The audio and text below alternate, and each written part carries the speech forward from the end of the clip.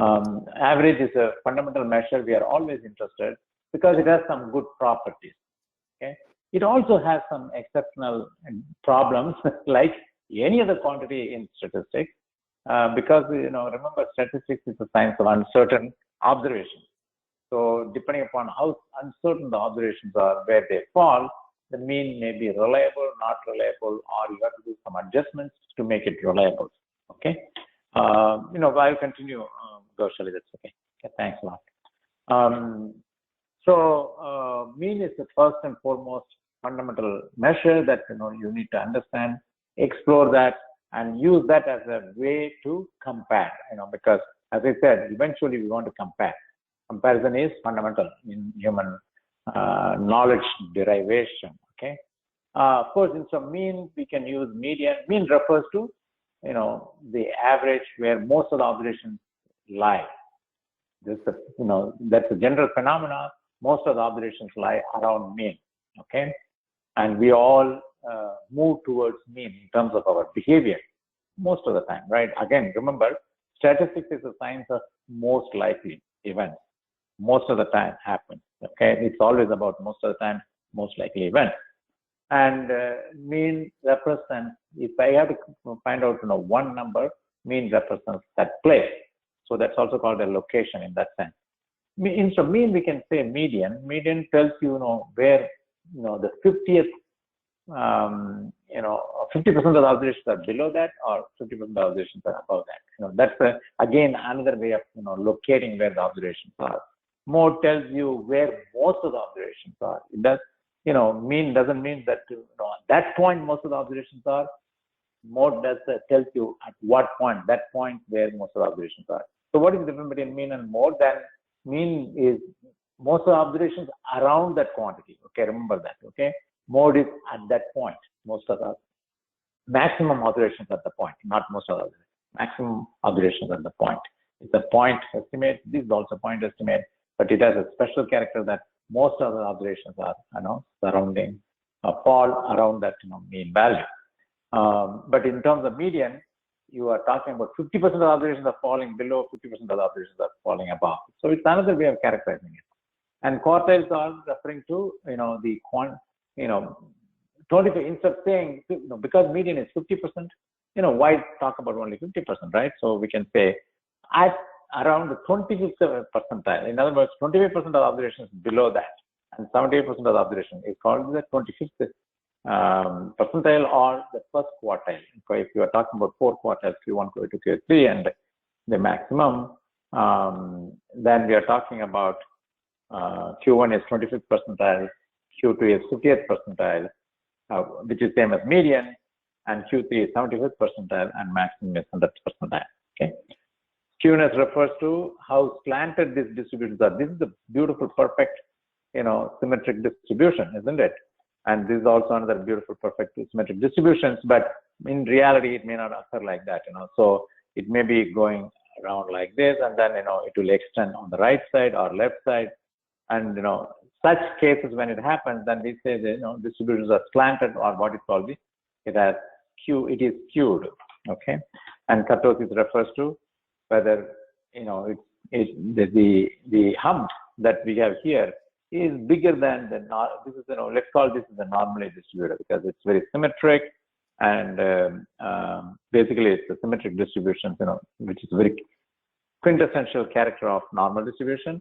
It is very symmetric in some, yes, it is symmetric, but what happens, can it be going like this? So most of the observations are not around this point, and also it's peaking with so much points relative to normal distribution. So kurtosis is also, besides skewness, kurtosis is also in relation to normal distribution, in relation to, okay?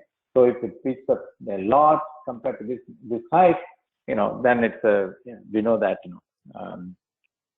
it has a higher kurtosis value. That's a measure of, how the observations are distributed. And if it is below that, the height, suppose it is flat here like this. If it's flat here, then we are talking about, it's another type of characterization of a distribution. So we have, besides these things, we can also calculate what is called the geometric mean and harmonic mean, all those things, a lot of different measures, and each one has its own benefits. Okay, so that is probably what bothers and confuses people. But nonetheless, because it is observations are distributed with uncertainty, then it is a good idea to know what are the different ways of measuring that uncertainty, measuring that the location, distribution, location, dispersion, and the how steep the data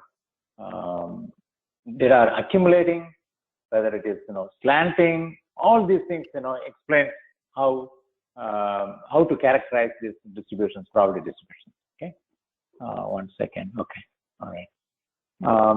So there are two parts to it. One is estimating these quantities. When we talk about these mean, we talk about mean, median, mode, all those things, right? Estimating these quantities, that's one of the problems. Comparing is another opportunity, another problem for us to understand and explain the insights. And the third one is when we compare, we also want to make a testable hypothesis, whether it is a bigger mean or smaller mean and so on. So these are three, broadly speaking, the estimation of these quantities, comparison of the quantities, and making highly scientific comparisons in terms of the tested quantities, in terms of probabilities and so on. So what we call is the testing of a hypothesis. And the hypothesis is always about a quantity. Mostly it's about the mean. And we also test hypothesis about the dispersion. So that's what, broadly speaking, statistical estimation and testing is all about and why it matters. So let's take an example here. Okay. When I say probability distributions, now we are talking about how frequently certain observations, occur, and then instead of saying how frequently, what percentage. Okay, that's what is the relative frequency. Also called the empirical probability, and that's another quantity we are interested in. And the third one is cumulatively, up to the certain point. We are interested in probabilities up to the certain point rather than interval estimates. Here we talk about intervals. Okay. And finally, how do we utilize them to take samples from empirical distributions? And so these are some of the problems we think about when we are interested in answering questions about data. So I will often use the data set called the Titanic Data Set, which is available in the Kaggle.com, and there is a lot of competitive work there. So in that, there is price of the ticket. It's Titanic Data Set is people who came from 3 ports of England to USA before 1900, and there was an accident. Some people survived, some people did not survive. It's the huge, largest ship at that time, and almost everybody thought that it was unthinkable, and it got sunk, because it ran on an iceberg. So I took a sample. Actually, the data is we have something like in the training data, we have something like 891 observations. So, for example, I want to just take a quick show of the data. So we won't just go into it directly to worry about all the details, but just we want to understand the fares, right? The price of the ticket. How does that look like in terms of probability distributions?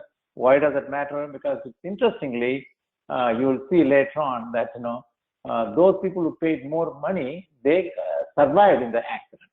For example, okay, you are more likely to survive because you have certain facilities to escape also, not only to live better on the ship during the travel, get better food, probably better services from various people on the ship, service, the maids people and so on, but also you have better chance of surviving, when in case of an accident. And in fact, it turns out to be like that. So before we go into all those very sophisticated hypotheses and analysis and so on, we just want to take a look at the price of the ticket.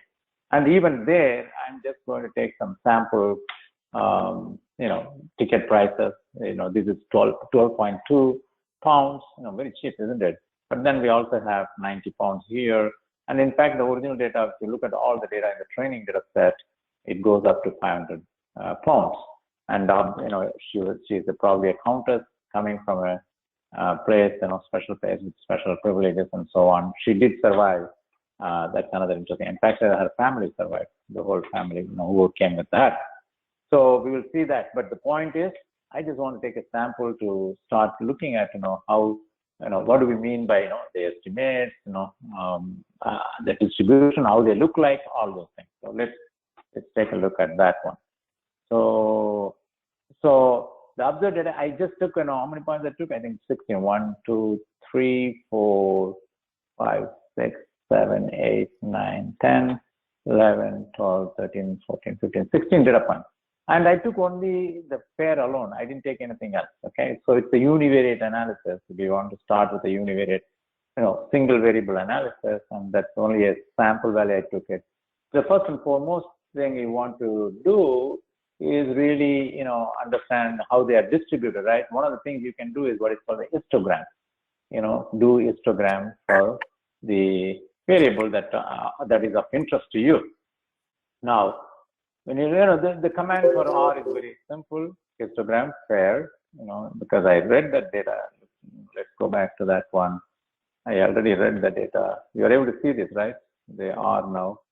So this is the data point that, 16 of them. This is the 9th value, 10, 11, 12, 13, 14, 15, 16.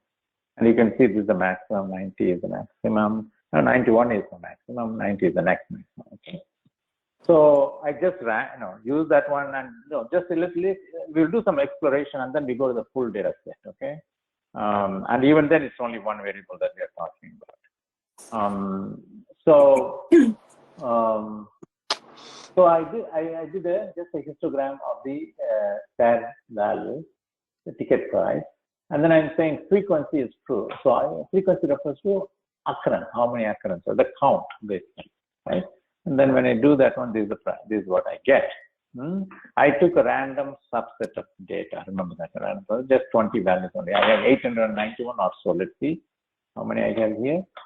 So it starts. The first one is a header. At the bottom I have is 891, 892, but then the ID is 891. It's just a counter. So 891 observations are there. Okay, it's for training data. There is also a testing data available, but I'm just analyzing only the training data. Okay, and even then, I'm taking only the fair price. And so here, it tells me whether somebody survived or not. And there are 3 different classes in the ship. Passenger class, 1, 2, 3. And this person who paid $7.25 pounds, his name is Brond, Mr. Woven Harris Brond, male, age 22. Does it have a sibling? Yes. And parental accompaniment? No. So like that, I'm reading this. Fare is, ticket number is this, fare is this, cabin number, sometimes cabin number, maybe he's allocated to multiple cabin, he's servicing or something like that. I don't know. He may be a helper for a low price. And then embarked from a city that starts with S, letter S. Okay. I think it's Southampton in England. So interesting, you will see later on, that when you have 500, let's just take a look at that 500. 500, I think 500 or 500 and some number, right? So I remember, let me take a look at it. I'm just walking through because I don't know the exact number. I have to take a look at like this. Of course, I can do find the record by saying that where it's greater than 500. I think it is greater than 500 and it will locate for me because there is only one observation with 500 pounds. There you go, 512.3292 pounds. Okay.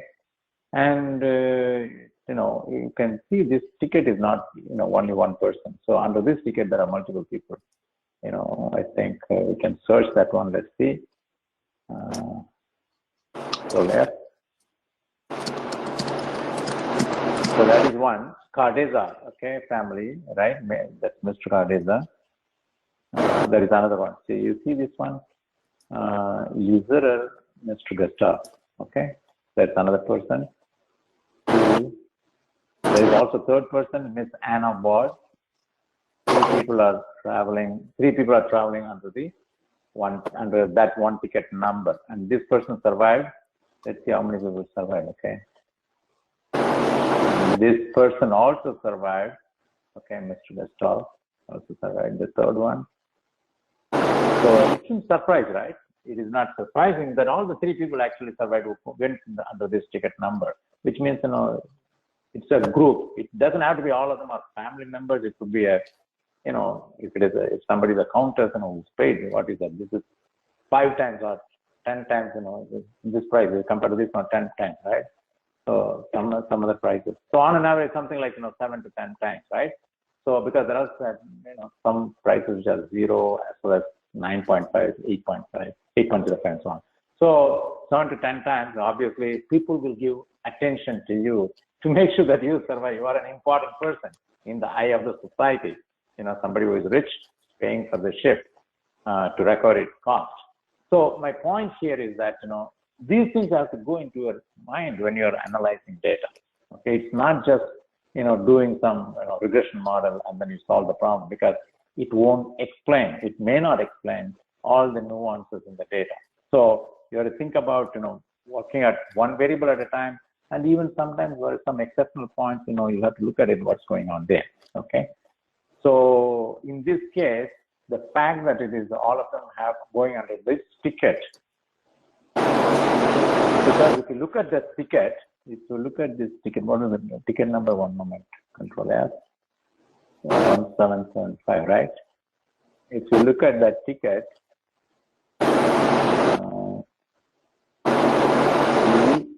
Sherberg, in fact, it's very interesting. The cabin number is very different. This is different. So that tells me that they are not family members. Okay, all of them are not family members. Okay, maybe service person also. This is B51, 53, and B55. So all these things have to go into your brain when you are thinking about analysis of data. It's not just about throwing in the model. Auto ML, we are not talking about auto ML. Okay, we don't.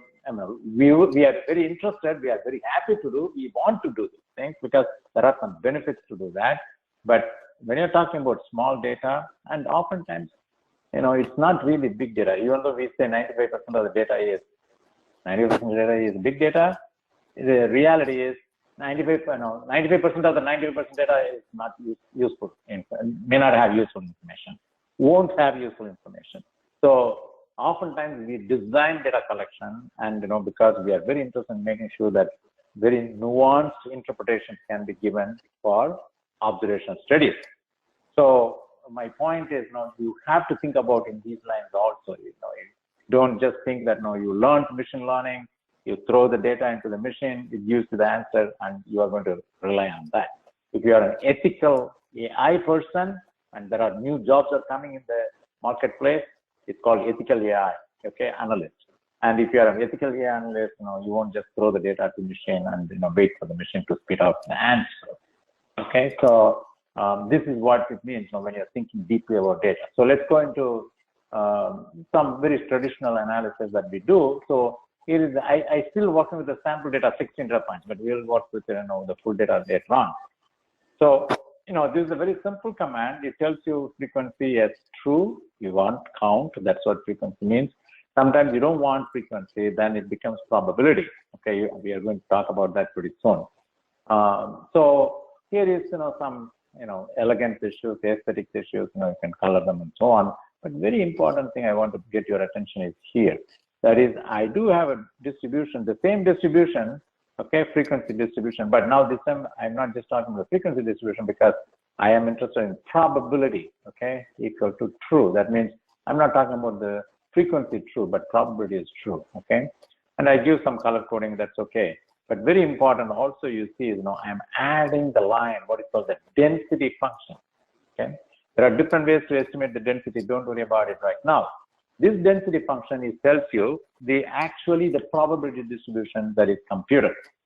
So this is the histogram, which divides the data into different subsets like intervals, 0 to 20, 20 to 40, 40 to 60, 60 to 80, 80 to 90, 80 to 100. There are no observations between 60 and 80, but there are 2 observations here. Look at here, 2 observations here for the 80 to 100, which we saw 90 and 91 plus, right? We saw something. And then these are other values, that fall in here. This is what the heaping, I call it as, you are putting one after another on top. That's why you get this, the bar chart, also called the histogram. Now, this, is very interesting situation. This is a very common confusion that, if you do this, one of the characteristics of probability distribution is that the area under the curve is equivalent to 1, number 1. Okay, 1 is equal to 1. Area under the curve. That means, all the, if you take randomly an observation here, what is the probability that it will belong to this distribution? Probability 1. That's what it means, right? Any point, continuously divided points here. But here, it's not a continuously divided point. It's just an attempt to understand, right, the early stages. And we still want to find out what is the, if I have to draw, based on some mathematics behind it, if I have to draw the density function for this, this is how it looks like. Okay. Now, the probabilities here are very small numbers. It looks like, it's probably 0.03 around here. It's 0.01 here, 0.01 here, 0.01 here. If I add all these things in terms of these density values, probability values, it is not adding up to 1, right? It is not adding up to 1. So what is going on? So what is going on is that what we say is that the area under the curve is equal to 1. Okay, we are not talking about the height of this is, add height of these in terms of density values or probability values. If you add those things, it will become 1. We don't say that. That is what is called the frequency distribution. This is what is called the density function. Density function means the whole area we are talking about. In mathematics, we are talking about the integration of this, the area, right? Integrated value between the curve and this axis is equal to 1. Okay, so it won't be, that if you add this height, it will become 1. No, remember that one. No, because these heights are given for this height, okay, density function height. But then if you actually, calculate this, rectangle value, this rectangle value, and this another triangle value, rectangle value, all these things if you add, that will become the area of that curve under the density will be 1. Okay, just a comment you have to think about that. Okay, so this is, we start digging deeper into this, data analysis of the, sample data, 16 data points. But one of the important things besides the, the histogram you want to understand is, quickly speaking, how the data are distributed, right, in terms of visual as well as understanding. So, but, this is one of those concepts, what is called the box plot. And you can see that the box plot, we have here, the 25th percentile. This is the minimum value. This is the minimum value in the sense that, this computer quantity, remember that, it's not the minimum of the data. This is the minimum of the data element. In terms of the fair value, I will show you what this minimum is and this maximum is. This maximum will be 91 point something, but minimum will be something like 7 or 8. Let's try calculate and see. Okay, so minimum, for now, instead of doing that, let's do the, that's okay, let's do this one fair. Okay, minimum is 0. So there is some people who did not have, who did not pay money. It's okay because they may be working as a member in the ship. Maximum is, for this sample value, only 91.07. So that's what these values are referring to, right? This is the minimum value. This is the maximum value. But what this box plot gives you, which is a very essential capture of how the data are distributed, you can find out this quartile 1, that is the 25% of the sample are falling below this, 70% is falling above that. This is the median, that is 50% of them falling below this, and 50% of them falling above that. And this one is 75th percentile, also called third quartile, which is 75% of them are falling below this, 25% of them are falling above that. Okay, that's what this means. And you might be wondering why this median is not in the middle. Okay, that should make sense to you. That simply means there are more observations in this part of the range, and if you take equal length here up to this, you don't find that many observations as you find here. That's why you need more length here. Okay. Now this is also called, this is called hinges, in certain terminologies, and this is a special, this is also called whisker. This is the special point called, quartile 1 minus 1.5 times IQR, that is interquartile range. So interquartile range is Q3 minus Q1. That is the interquartile. This Q3 70th percentile, Q1 is 25th percentile. This different value, this value minus this is called the IQR. And you multiply by the 1.5. We'll come to that. Why? What is the magic number? Why it is that? Why 1.5 is the magic number? We'll come to that. But you take that, multiply by 1.5, and subtract from this point Q1. Okay, and that will take you the point to be here, and that is called the up to this point we are supposed to see most of the observations are falling between. In practice, people have did so many studies and found out that it is 1.0. If you take this range, Q1 minus 1.5 IQR and Q3 plus 1.5 IQR, that means this point, and most of the observations, most of the time in most of the studies will fall here. And if it falls outside of this, they must be outliers.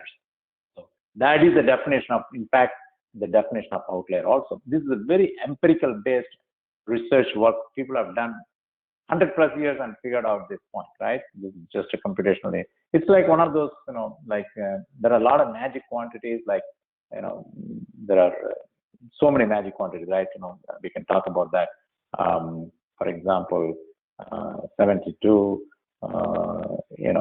the golden ratio, things like that, okay? 22/7, okay?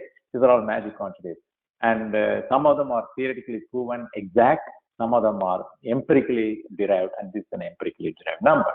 So BoxPlot gives you your ability to describe data, and that is not the only way you can describe data, okay? We will come to that. But when you describe the data, again, the median tells you certain types of information, quartile 1 tells you certain types of information, quartile 3 tells you some type of information. These are called whiskers.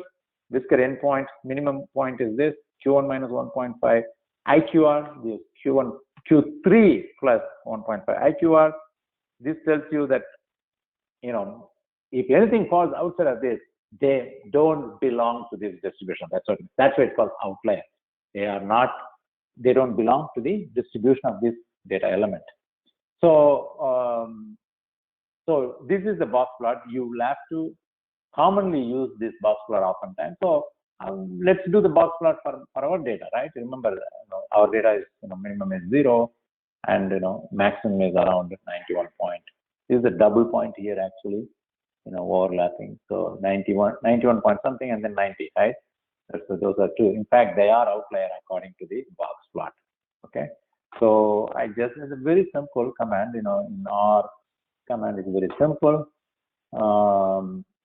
So if you do the box plot, just do the box plot and the variable pair, and it draws a graph for you. I copied this and rotated it to show it, horizontally. Okay. We can do also these kinds of things. I don't have to rotate it. I can just do it, with the parameter here, horizontal or not. But the thing is very important. It is an object. It creates an object, which means it has many components in that. So let us see what are the members of the object P1. So it tells you something called conf, confidence interval, related information, the group, n, number of observation, names, and out and stats. So the stats gives you some of the important things of those points that we are talking about. The whisker points, the median points, Q1, Q3, all those things, including outlier. Okay, the outlier is coming through the out. So I can access this. This is one of those ways. You see this on B1. I put let's say stats. So it tells you this is the minimum point. This is the maximum whisker point, right? Minimum, maximum, Q1, median, Q3. Okay, and the outs are basically characterized by this. This object name. So it tells you 91.07 is an outlier, 90 is is an outlier here. So it's a very basic thing, but you'll be surprised that by using this graph, very simple. There are many sophisticated ways of doing it. box plots, I can show you that. But, my purpose here is to really explain the basics so that you can appreciate how you can utilize it for your analysis. So this is just using a very small data, but in reality, you need to use the full data, isn't it? So that's the full data. I'm going to read it like this, okay? And then I want to find out how many of them are outliers. There. That means it doesn't seem to belong there. Obviously, think about that. $500 ticket doesn't belong in the distribution, right? Because she is not an average person. So is her ticket price, right? The fair price. So she is an outlier in that sense, right? But that's not the only outlier you will see. There are other outliers also. And then you want to find out, why that so many outliers are there. Like you will find out there are so many outliers, and you want to find out why there are so many outliers. So it is because you will realize, we will come to that. Maybe you know how to hypothesize, data analysis. So in the data analysis. So let's read this one. So that's what I'm going to do here.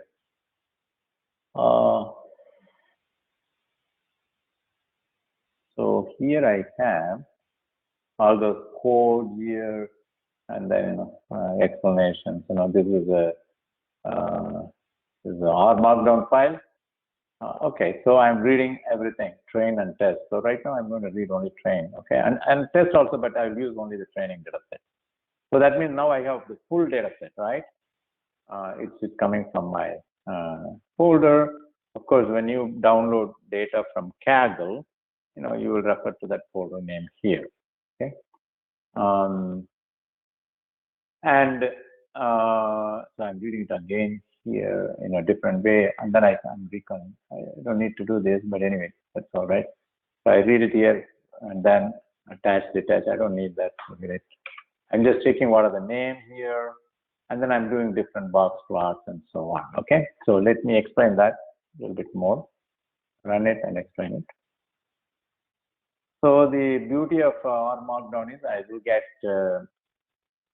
will get output immediately below, in this script file. It's not called script file, it's R Markdown file, but it is a script plus its output, right?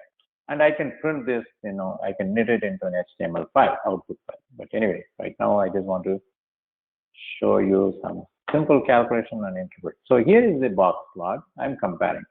So the prices paid by males versus females. Males are paying less prices versus females for whatever reason, right? I can only hypothesize so many different ways. And if those hypotheses are relevant for the analysis of survival, it's very useful. If, first of all, I have to have the data points on those hypotheses, okay? If not, then I can't use those hypotheses. And the other thing is, if I have data, then I can always see whether it makes sense. Does it explain something relevant, useful hypothesis? So I don't know, for some reason, males don't pay that much compared to females. Okay, female tickets. I have to go and read the Titanic book, not the movie. Okay, movie is just for entertainment. So if there is any book called Titanic, I should read it. But you will see that this, the special lady also accompanied by a gentleman, right? So, that's why they're priced at the same level. And so this graph gives you some comparative statements to make, isn't it? That's the important purpose. One of the, as I said, one of the things in life is we always make comparisons, okay? And we want to make comparative analysis. And you can see that now I'm already making some hypotheses here, okay? That, males tickets are cheaper than females. Cheaper doesn't mean that they get preference or anything, but they might be taking certain characteristics in terms of their functions in the ship, and that accordingly, reduces the price rather than some other hypothesis. So we have that, and then let's take a look at this one. This is the PC class. This is another thing, right? When I did I have to do the first graph. I have to do. Wait, let's do that one. I will show you that first before I go further. I probably don't. I should have had it, but maybe not. So let me do it here. Box plot. So we are talking about this time. The data is fair. The TT is the Titanic training. So I want to use the fair, and if you look at this one, you see there's a lot of outliers over here. Okay, I can zoom it, and you can see so many outliers on there, and I can find that out. You know, what is an outlier? How many of them are there? Also, I can find that out. But the main point here is a lot of outliers are there. So the question you may have is, again, if you remember, creating this kind of statistical question is very important towards statistical comparison. So the question you may have is, now, why is that so many outliers? Well, what does that outlier mean? Outlier means they don't belong to the broadly speaking, the tendency of data to fall into a place. And, you know, in this case, with the fair data that we are looking at it, there is a lot of price that is considered as outliers. Okay. So the possibility is that now these outliers are explainable. See, remember, something you are hypothesis and then something you try to explain in statistical analysis. Okay. Something you observe, something you hypothesis, and something you explain. So the question about why explainability is that here, why is that, you know, there are so many of them are, you know, seemingly outliers? Then the hypothesis there is, it's possible that, you know, there are different, class of people, and that's exactly where I am going, right?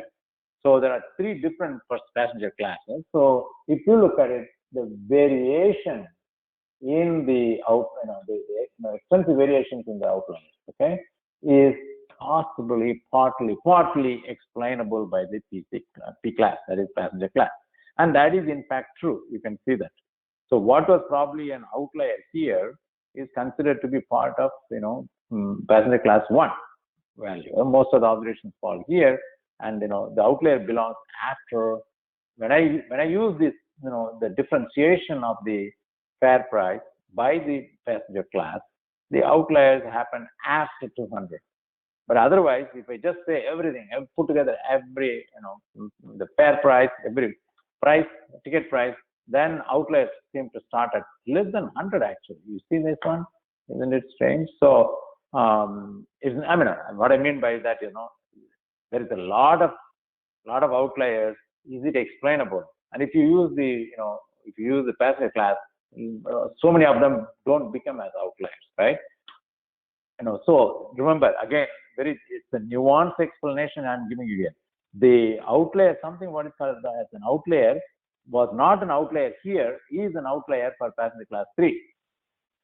What was not an outlier here, less than 100, this is less than 100, this is less than 50 if you look at it, right? Less than 25 maybe, less than 25 really. So there are some outliers in passenger class 3 with less than $25 price. On the other hand, there are outliers which are above 100 but below 175, maybe, 160, 175, which are considered to be outliers from, broadly speaking, the broad analysis are not really outliers. So there are very nuanced analysis you have to do in terms of understanding where most of the data are, and where what observations are said to be belonging to the distribution versus they don't belong to the distribution. Very important, conclusion I'm making. So, and everything is explainable. As long as you have data, you can try to explain them. And here I have explained that differences, why certain points here, because they are explainable by the passenger class. So if you use the passenger class, the definitions of outlier themselves are, playing out differently, in the case of the fair price based on the different passenger class. So let's keep thinking about all these things. So the other thing is, survival or not is another very important hypothesis, and people want to say, and here is fair price as an explanation of survivability in a ship like Titanic, and you can see that people who survive high price in the people who have higher price, okay, people in the higher price survived, but with the same price, some people did not survive here. Okay, these people, some of them did not survive. the same price looks like almost the same price, right? Why is that? Can we explain this one? Again, we have to go back to the data that we have. It's not a single variable analysis. Right now, I'm just trying to understand the data using what is called the single variable analysis. Okay, so that's where you have to do the multivariate analysis, and multivariate analysis requires certain concepts and certain approaches. We'll come to that one, but I'm setting up ourselves for multivariate analysis. So the other thing that you want to compare is you want to plot the histogram side by side or overlay that.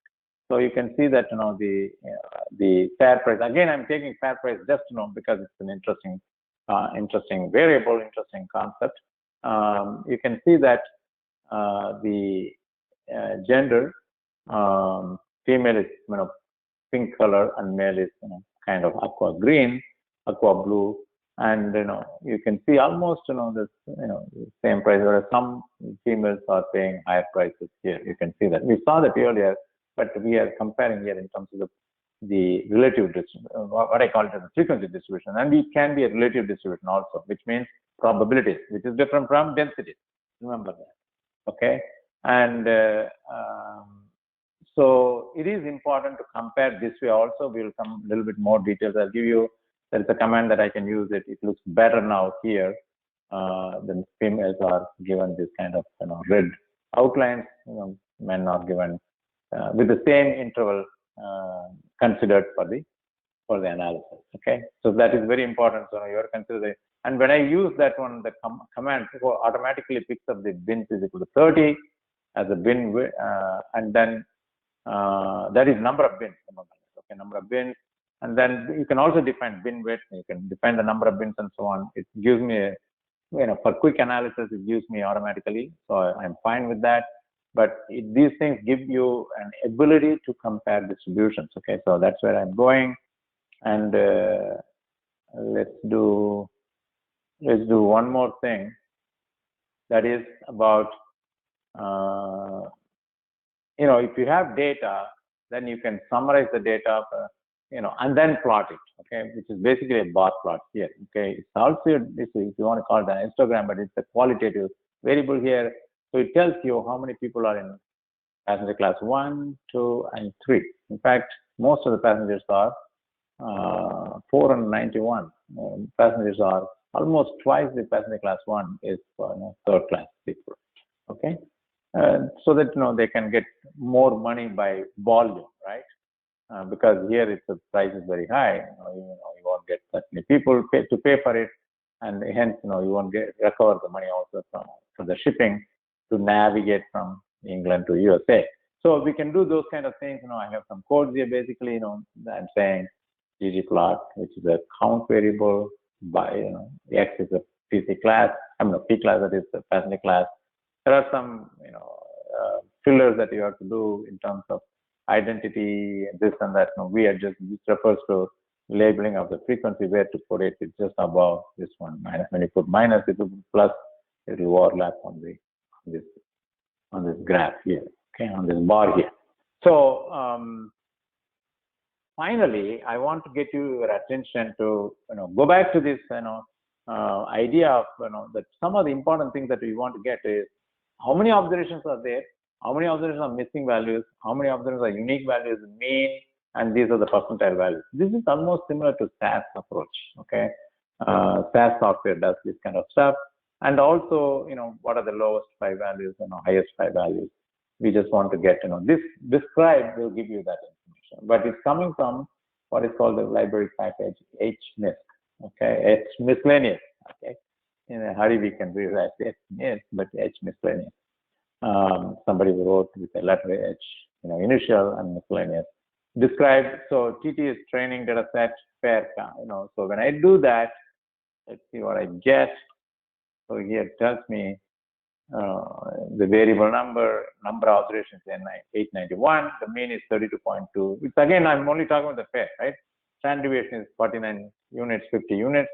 Median standard deviation refers to the square root of variance, and the median is 14.45.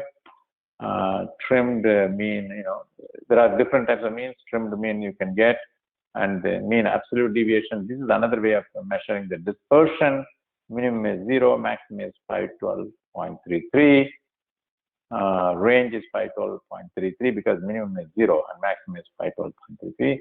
Skewness is 4.77. That means this is slanted positively. That means a lot of values are there in the lower values, lower price, and then it is slanting like this. Okay, that's what this means. Compared to normal distribution, it is 3 is similar to normal distribution, and the kurtosis is is also 33.12. It is lanky compared to taller compared to normal distribution and standard error. So this is what you get it by using the word called describe. That is another thing usually you want to have. Okay, this is a good collection observation because sometimes you want numbers.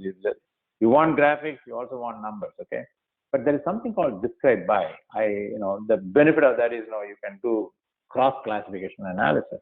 Okay, for example, that is coming from the package called library psych package. And I'm going to do basically again pair analysis, but grouped by the PC class, right? So you can do very sophisticated group analysis by describe by. So you load that when you run this one. So let's run this one. So because there are 3 PC class, right? The passive class, it creates 3 different summary. It basically provides the analysis by 3 different classes. Okay, so how do and what are those 3 different classes? The group one. The first one is the the passenger class 1. Second one is passenger class 2. Third one is passenger class 3. So you can see passenger class 3 is mean is 13.68. Let's go to the mean is $84 per passenger fare price for the first class. That's what this means. But there are only 216 observations. Here there are 491 observations. Here it is 184 observations. And in terms of dispersion, let us see. Dispersion and standard deviation is a good measure of dispersion. So here there is a lot of dispersion there, right? That's part of the problem too. In the first class, for some reason, the minimum is, let's see the minimum. Minimum is also 0. Somebody is in first class with a 0 payment. Okay, maybe it's an officer. I don't know. We can see all those things in the whatever the the data that we have. You can go back and see what's going on here, or it may be the companion. Okay, that may be I'm thinking that may be the issue. Let's see that ticket. This is the one we are talking about. Control F. Okay, so this is 512. That's 512 same price. Why is that it is showing 0? Isn't it right? I was saying for this class, no, 9. Okay, let me walk you through again. So for the first class, class 1, we have 184 observation. The mean value is that is second. I'm sorry, this is first one. There are 216 observations. That's the first plastic class 1. Mean is $84 pounds. Standard deviation is 78 pounds. Median is 60 pounds. Trimmed value is 69 pounds. That there is a way to calculate removing the extremes and calculating mean absolute deviation is this. Minimum is 0 and maximum is 512. So this is giving me a reason to explore why I'm getting 0 value here. Somebody is going under this ticket, or not under that ticket, under this 512. Maybe that's what I should search. Let's see. So 512. No, the ticket is not the right one.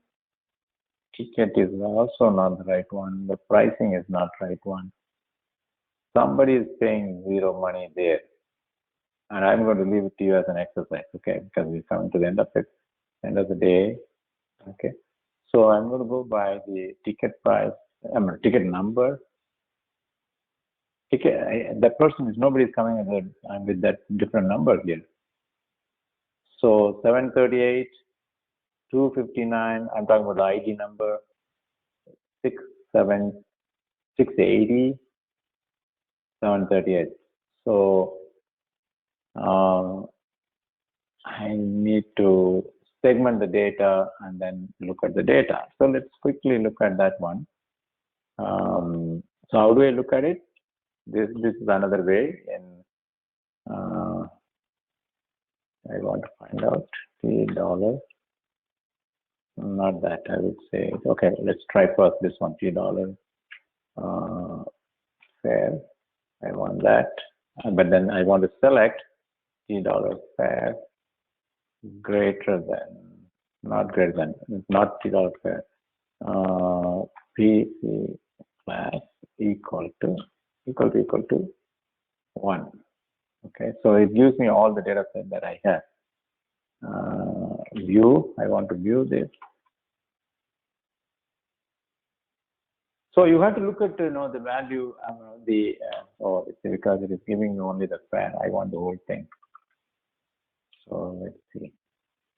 These are all the things that you will face in real life, and you have to dive into the details of the data, and then explore all these things: the consistency of the data, consistency of your own interpretation, and the hypothesis that you are making. Okay, undefined column selected. Wait. View. Let me undo the view. So TT is the one, and within that, I'm talking about. Okay, I should say comma. Okay, so that's the view. Now I will do the view.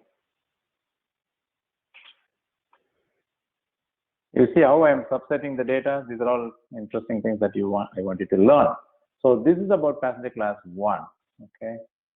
So here, let's go to the price. So here I have all these prices, right? What is the mystery here? Why I'm getting 0, right? What does that mean? Oh, there you go. Somebody is 0 here. Harrison, male. We don't know what it is, what his position is. He doesn't have sibling. He doesn't have parental accompaniment or anything. He is embarked from Southampton, and I don't know whether he survived or not. He did. He did not survive, but he was in class 1. So maybe I'm thinking he's a maid or servant or something like that. I don't know. Okay, that's why it is 0 here. So you have to do this kind. So now I have an hypothesis. I have to go back to the book called Titanic book, and find out the details about Mr.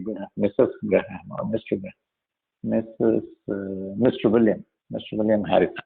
Okay, these things matter. You might wonder now. The question you may have is now: do I really think about each and every observation in big data context? Of course, not in big data context most of the time. Almost not in the big data context. But remember that big data is still we are we deal with a lot of not big data situation, and big data refers to volume, variety, and velocity. So I want to stop here, and hopefully this kindles some of the thoughts in your mind on data analysis and statistical thinking, statistical comparisons.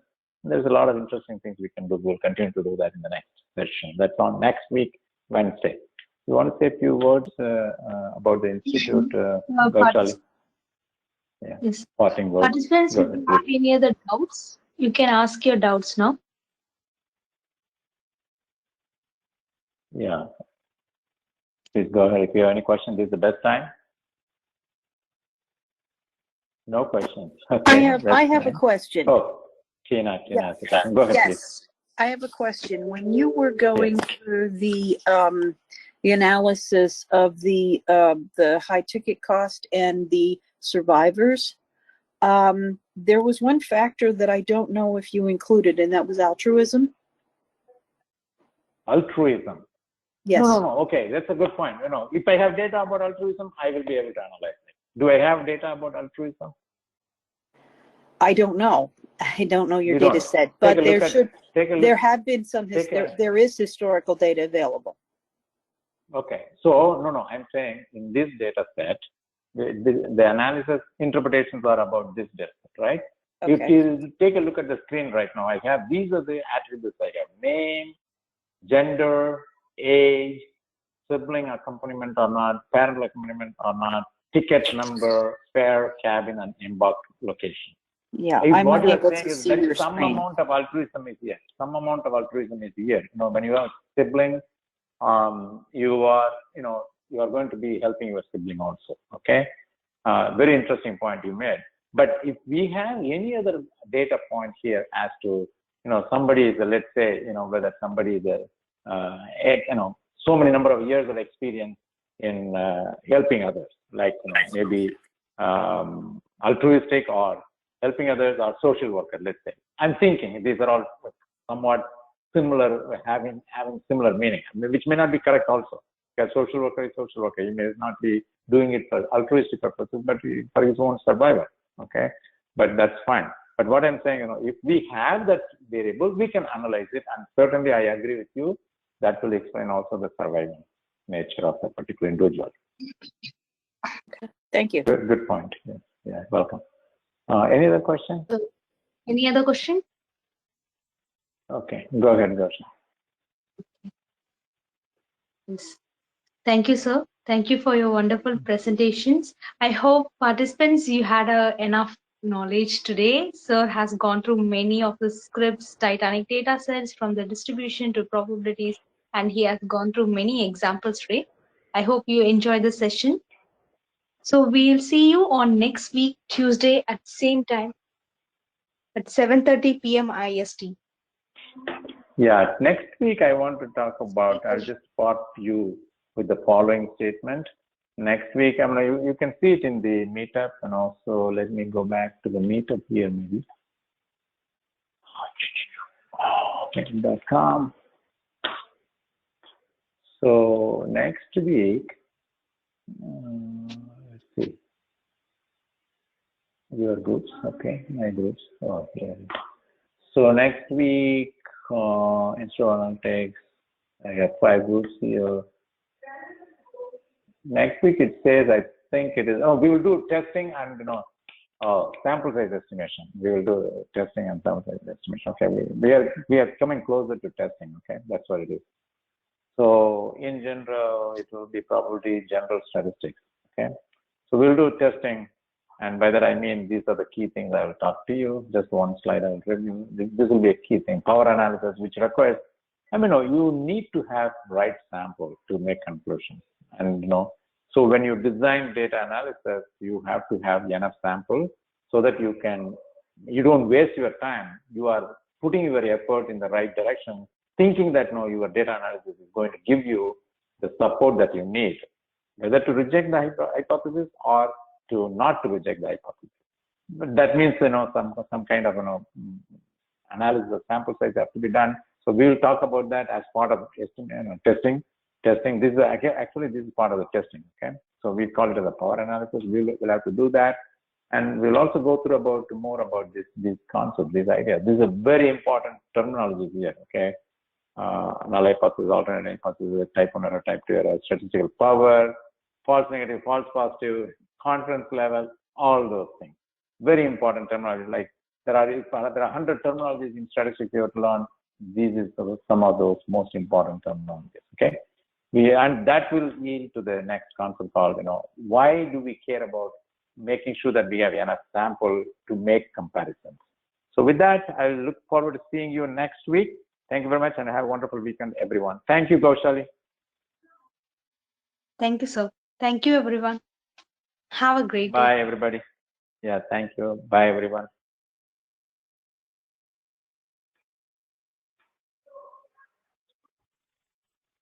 Thank you. Bye.